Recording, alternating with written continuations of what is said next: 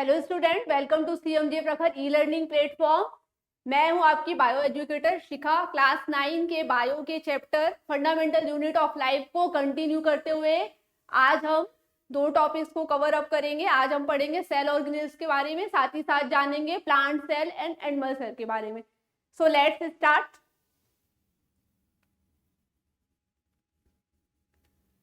तो जैसे कि हमने अपने प्रीवियस क्लास में डिस्कस किया था कि सेल ऑर्गेनेल्स कहाँ मिलते हैं, साइटोप्लाज्म के अंदर। साइटोप्लाज्म क्या होता है? जेली लाइक स्ट्रक्चर होता है ये, और कलरलेस होता है, और जितने भी सेल ऑर्गेनेल्स हैं वो साइटोप्लाज्म में एम्बेडेड होते हैं, साइटोप्लाज्म में प्रेजेंट होते हैं।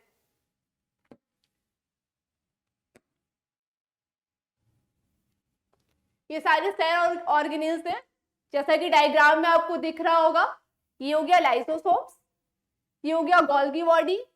एंडोप्लाज्मिक रेटिकुलम क्या होती है? टू टाइप्स की होती है, एक rough endoplasmic reticulum and second smooth endoplasmic reticulum.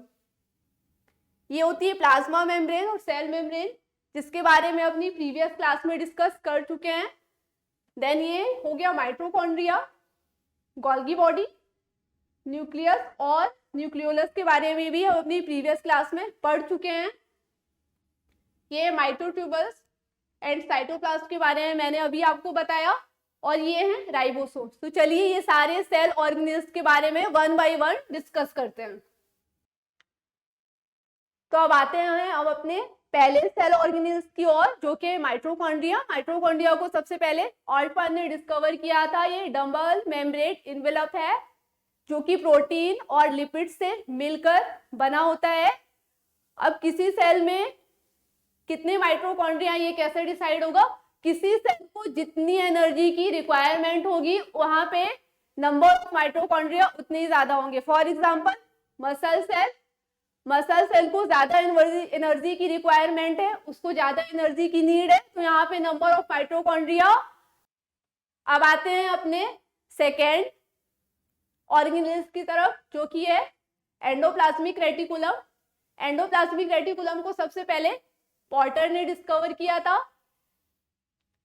Endoplasmic word को हम ऐसे समझने की कोशिश करते हैं, एंडोप्लाज्मिक रेटिकुलम वर्ड को हम ऐसे समझते हैं। एंडो का मीन्स होता है इनसाइड,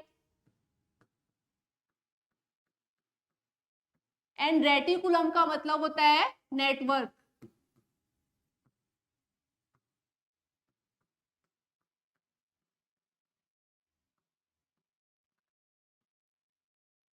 तो एंडोप्लाज्मिक रेटिकुलम कैसा दिखाई देता है? ट्यूब्स के बहुत सारे गुच्छों, ट्यूब्स का जो मल्टीपल गुच्छा होता है, उस टाइप से एंडोप्लाज्मिक रेटिकुलम दिखाई देता है। एंडोप्लाज्मिक रेटिकुलम क्या काम करता है?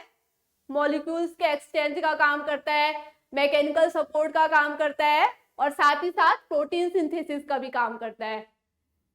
एंडोप्लाज्मिक रेटिकुलम टू टाइप्स के होते हैं, first rough endoplasmic reticulum and second is smooth endoplasmic reticulum. Rough endoplasmic reticulum में क्या होता है? ये रफ एंडोप्लाज्मिक रेटिकुलम हो गई।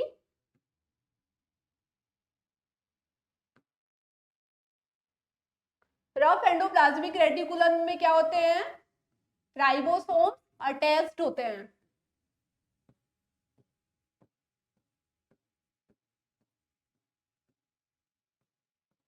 इसलिए ये रफ होती है। अब आते हैं अपने नेक्स्ट ऑर्गेनेल्स की तरफ, जो कि है गोल्गी बॉडी। गोल्गी बॉडी को सबसे पहले कैमिलो गोल्गी ने डिस्कवर किया था, और उन्हीं के नाम के अकॉर्डिंग इसका नाम गोल्गी बॉडी पड़ा। गोल्गी बॉडी क्या काम करती है? गोल्गी बॉडी के फंक्शन होते हैं प्लाज्मा मेम्ब्रेन को बनाना, सेल वॉल को बनाना, और सिक्रेशन करना। अब आते हैं अपने नेक्स्ट ऑर्गेनेल्स की तरफ।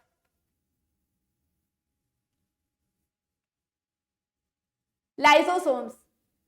लाइसोसोम्स कैसे काम करता है? एक डाइजेस्टिव सिस्टम के फॉर्म में काम करता है। जैसे हमारा डाइजेस्टिव सिस्टम क्या करता है?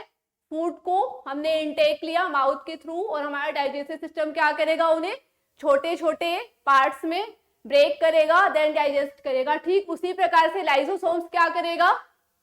सेल के अंदर जितने भी अनयूजुअल मटेरियल्स हैं या वायरस है तो उनको क्या करेगा, डाइजेस्ट कर देगा। लाइसोसोम्स को हम क्या बोलते हैं, सुसाइड बैग भी बोलते हैं।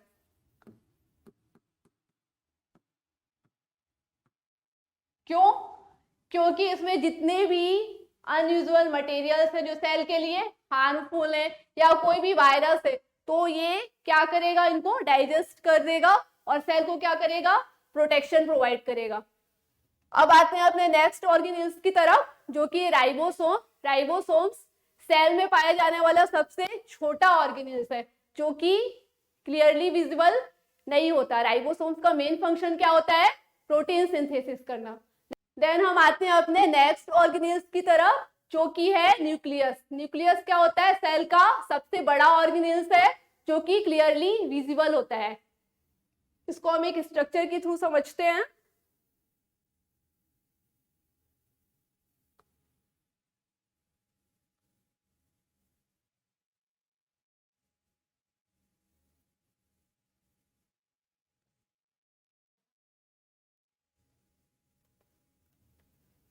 न्यूक्लियस क्या होती है, सेल ऐसा सेल ऑर्गेनेल्स होता है जो कि क्या होती है, जिसकी बॉडी होती है स्फेरिकल।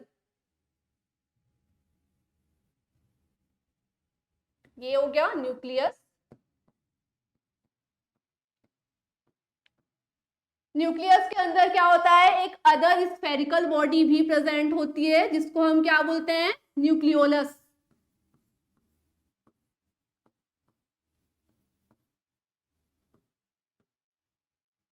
और न्यूक्लियस के अंदर ही थ्रेड लाइक स्ट्रक्चर्स मिलते हैं जिसको हम बोलते हैं क्रोमोसोम्स।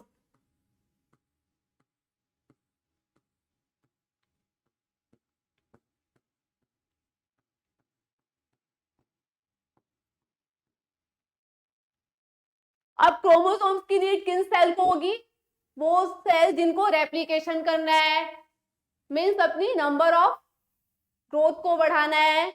जिन सेल को रिप्रोडक्शन करना है तो क्या करेंगी, क्रोमेटिन फाइबर्स को इकट्ठा करना स्टार्ट कर देंगी और इन्हीं क्रोमेटिन फाइबर्स से मिलकर क्या बनता है, क्रोमोसोम्स बनता है। क्रोमोसोम्स में क्या मिलते हैं, जीन्स मिलते हैं और जीन्स में डीएनए मिलते हैं।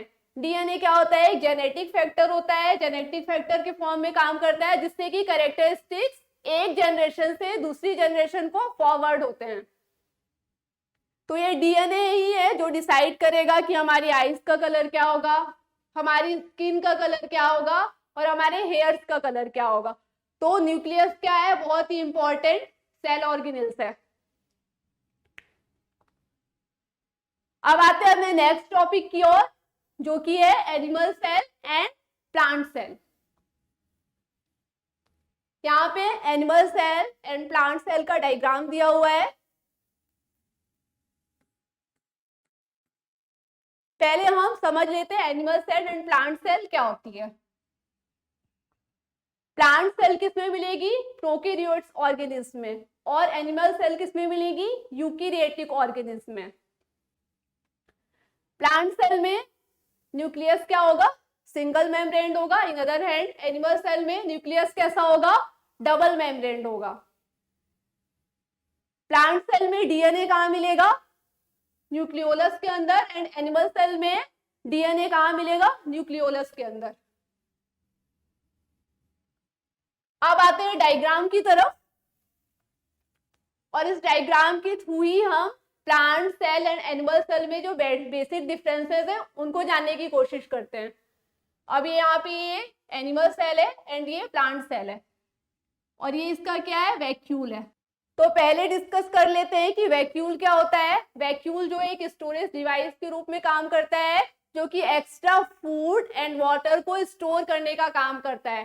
तो यहाँ आप देख पा रहे होंगे कि एनिमल सेल में वैक्यूल क्या होती है, छोटी होती है एंड टेम्परेरी होती है, और वही प्लांट सेल में वैक्यूल क्या होती है, साइज में बड़ी होती है एंड परमानेंट होती है। क्यों, इसका रीजन क्या है, क्योंकि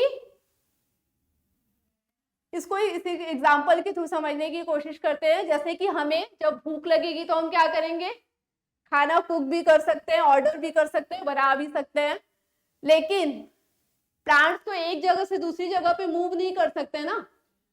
प्लांट्स को क्या होगा, एक्स्ट्रा फूड एंड वाटर को स्टोर करने की जरूरत पड़ती है। जैसे आपने अपने घर में प्लांट लगाया और किसी दिन क्या किया, आपने अपने प्लांट को ज्यादा पानी दे दिया, तो उस कंडीशन में आपके प्लांट ने क्या है, ज्यादा फूड बना लिया, और उस ज्यादा बने फूड को क्या किया, अपने वैक्यूल में क्या करा, और जब जैसे डिफिकल्ट कंडीशन है, जैसे कि सनलाइट ज्यादा है या कभी हमने अपने प्लांट को पानी नहीं दिया, तो प्लांट क्या करेगा, इसकी वैक्यूल में स्टोर फूड एंड वाटर को यूज करना स्टार्ट कर देगा। तो ये इसमें एक बेसिक डिफरेंट हो गया कि एनिमल सेल में वैक्यूल क्या होगा, छोटा होगा एंड टेम्परेरी होगा। In other hand plant cell में वैक्यूल कैसा होगा, बड़ा होगा एंड परमानेंट होगा। प्लांट सेल क्या है, एनिमल सेल की साइज कंपैरिजन में क्या होगी, साइज में बड़ी होगी, और एनिमल सेल प्लांट सेल के कंपैरिजन में छोटी होगी। प्लांट सेल में क्लोरोप्लास्ट पाया जाएगा और एनिमल सेल में क्लोरोप्लास्ट क्या होगा, अब्सेंट होगा। एनिमल सेल में फूड क्या है, ग्लाइकोजन के फॉर्म में स्टोर होगा, और वहीं प्लांट में फूड क्या है, स्टार्च की फॉर्म में स्टोर होगा।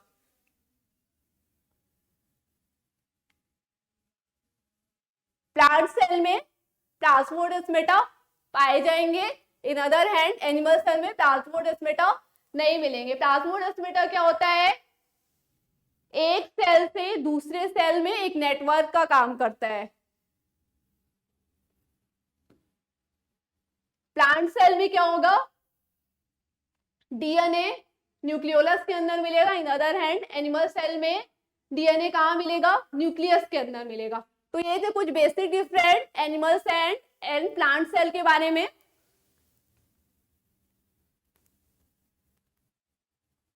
तो अपनी नेक्स्ट क्लास में हम सेल डिवीजन के बारे में डिस्कशन करेंगे।